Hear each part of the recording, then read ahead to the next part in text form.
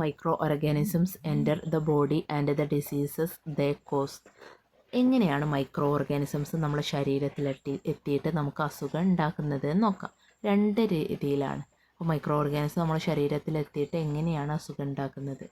Throw വെക്ടേഴ്സും not throw വെക്ടേഴ്സും, അതായത് രോഗവാഹകർ മുഖേന, അതായത് നമ്മുടെ മൊസ്കിറ്റോ, ഹൗസ് ഫ്ലൈ ഇതുപോലെയുള്ള രോഗകാരികൾ മുഖേന, അവരല്ലാതെ നോട്ട് ത്രോ വെക്ടേഴ്സ് അവരല്ലാത്ത രീതിയിലും. അപ്പോൾ ഫസ്റ്റ് നമുക്ക് ത്രോ വെക്ടേഴ്സ് നോക്കാം.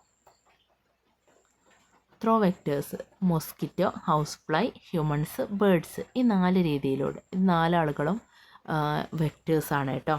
അപ്പോൾ മൊസ്കിറ്റോ പരത്തുന്ന അസുഖം നോക്കാം. ഡെങ്കി ഫീവർ, ഡെങ്കിപ്പനി, മലേറിയ, ചിക്കൻ ഗുനിയ, ഈ 3 അസുഖം നമ്മുടെ മൊസ്കിറ്റോ ആണ് പരത്തുന്നത്. ഇനി ഹൗസ് ഫ്ലൈ, ഈച്ച, കോളറ, ടൈഫോയിഡ്.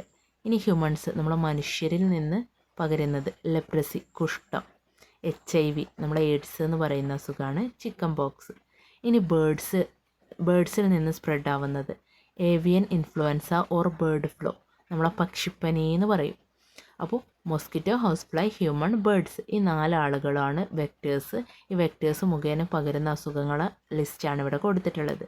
ഇമ്പോർട്ടൻ്റ് ആണ് കേട്ടോ. ഇനി നോട്ട് ത്രോ വെക്ടേഴ്സ്, ഈ രോഗവാഹകർ മുഖേന അല്ലാതെ വേറെ രീതിയിൽ അസുഖം പകരും. ത്രോ സോയിൽ, മണ്ണിലൂടെ. വേം ഡിസീസും ടെറ്റനസും. വേം ഡിസീസ് എന്ന് പറഞ്ഞാൽ വിര അസുഖം എന്ന് പറയും. അപ്പോൾ മണ്ണിലൂടെ പകരുന്ന അസുഖമാണ് വേം ഡിസീസും ടെറ്റനസും. ഇനി ത്രോ എയർ, വായുവിലൂടെ പകരുന്നതാണ് ട്യൂബർക്ലോസിസ്, ക്ഷയരോഗം, COVID-19, നമ്മളെ കൊറോണ, മീസിൽസ്. ഈ 3 വായുവിലൂടെയാണ് സ്പ്രെഡ് ചെയ്യുക. ഇനി നെക്സ്റ്റ് ത്രോ വാട്ടർ ആൻഡ് ഫുഡിലൂടെയും വാട്ടറിലൂടെയും സ്പ്രെഡ് ചെയ്യുന്നത് ടൈഫോയിഡും ജോണ്ടിസും.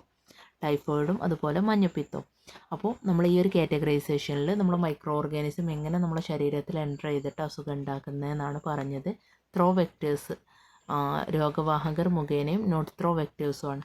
അപ്പോൾ ഈ കാറ്റഗറൈസേഷൻ നന്നായിട്ട് പഠിക്കണം. ഈ ഒരു ഫ്ലോ ചാർട്ട് ഇമ്പോർട്ടൻ്റ് ആണ്.